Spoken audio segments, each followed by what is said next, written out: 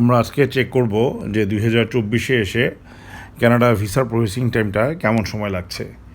তো যদি আপনি গুগলে লিখে সার্চ দেন কানাডা ভিসার প্রসেসিং টাইম, তখন আপনার canada.ca প্রথমেই এটা শো করবে। এখানে যদি আমরা চেক প্রসেসিং টাইম এখানে ক্লিক করি, এখানে বেশ কিছু ক্যাটাগরি আসবে নিচের দিকে।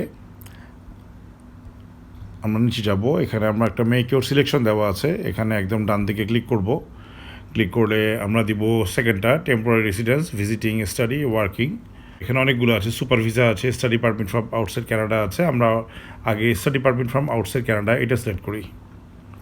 করার পর যদি আমরা গ্রেড প্রসেসিং টাইম এখানে ক্লিক করি, আপনি দেখবেন যে এখানে দেখা যাবে 14 উইকস, মানে 14 সপ্তাহ আপনার লাগবে এভারেজে। আর যদি আমরা স্টাডি পারমিট ছাড়াও অন্য কোনোটা দেখতে চাই, ওয়ার্ক পারমিট একটু আগে দেখি। ওয়ার্ক পারমিট আউটসাইড কানাডা, ধরেন আমরা এখন এখান থেকে কোশ্চেন আসবে যে কোন দেশ থেকে যাব। আমরা সিলেক্ট করলাম বাংলাদেশ।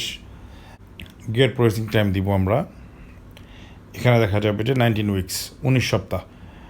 আর যদি আমরা সিলেক্ট করি যে না আমরা টিআরভি ভিসা বা ভিজিট ভিসাটা অ্যাপ্লাই করব, ভিজিট ভিসাটা ফ্রম আউটসাইড কানাডা, এবং আবার দেশ সিলেক্ট করতে হবে বাংলাদেশ থেকে। গেট প্রসেসিং টাইম যদি আমরা দেই তাহলে এটা দেখা যাবে যে বেশ বেড়ে গেছে, এখন 72 ডেজ, যেটা কিন্তু 2023-এ ছিল 49 ডেজ থেকে 52 ডেজ ম্যাক্সিমাম, সেটা এখন কিন্তু হয়ে গেছে 72 ডেজ। অ্যাপ্লিকেশন অনেক বেড়ে গেছে। ভিসার প্রসেসিং টাইমের মধ্যে নিত্য নতুন নিয়ম যোগ হয়েছে, যে আগে পাসপোর্ট রিকোয়েস্ট যখন আসতো তখন জমা দেওয়ার জন্য অ্যাপয়েন্টমেন্ট নেওয়া লাগতো না, এখন আবার নতুন করে অ্যাপয়েন্টমেন্ট নেওয়া লাগছে। তো সব কিছু মিলেই আসলে ভিসার প্রসেসিং টাইমটা গত 2023-এর তুলনায় 24 শেষে বেড়ে গিয়েছে।